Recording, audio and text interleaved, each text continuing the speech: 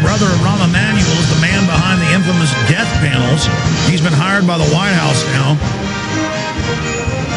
And there are quotes in Salon by him saying medical care should be reserved for non-disabled participating members of society.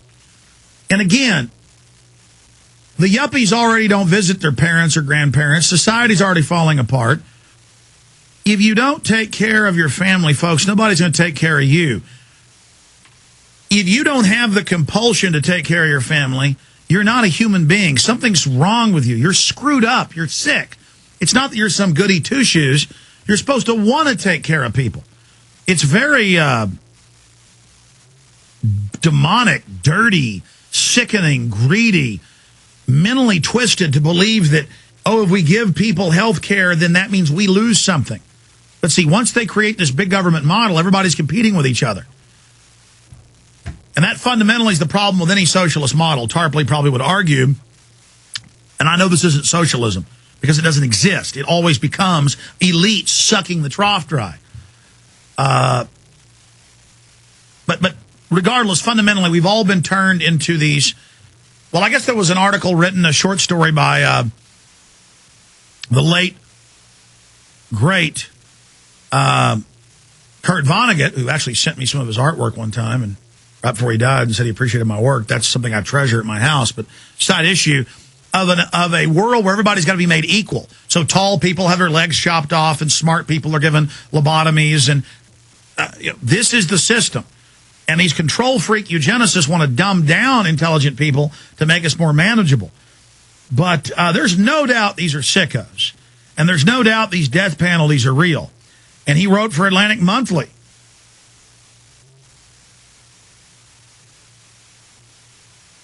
Which, again,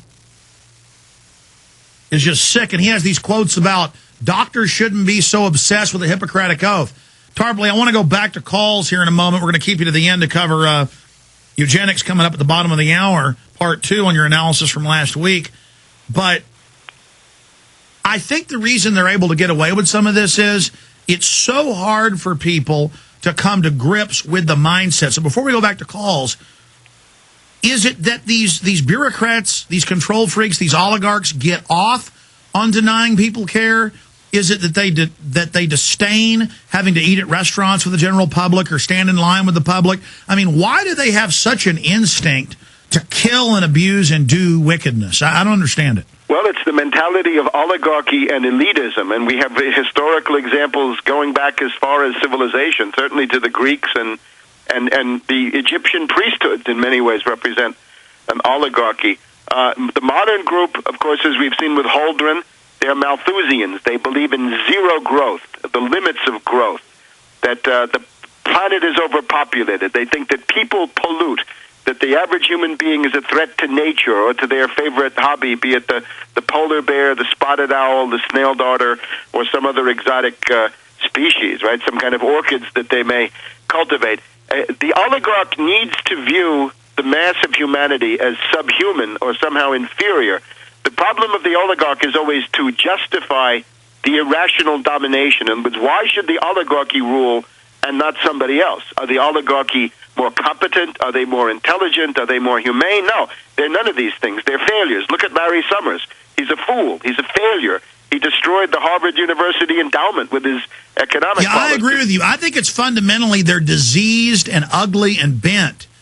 Generally, when I see these elitists, they're really physically horrifying and very disgusting and spit dripping.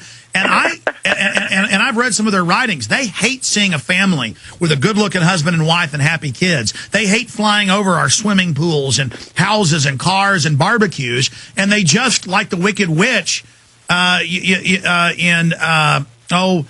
the fairy tale about Sleeping Beauty? Sleeping Beauty. They just want to come ruin the party. I would also, let's give a more concrete example, right? Rationing of care was the question before.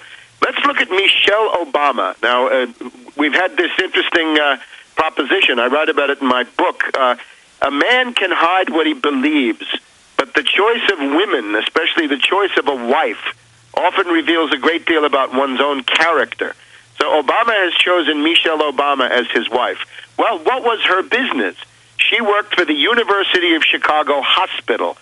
She was in healthcare. Now, this is a very modern, state-of-the-art, world-class hospital that happens to be separated by just a few blocks from one of the worst inner-city ghettos, where there are a lot of poor black people who don't have any health care.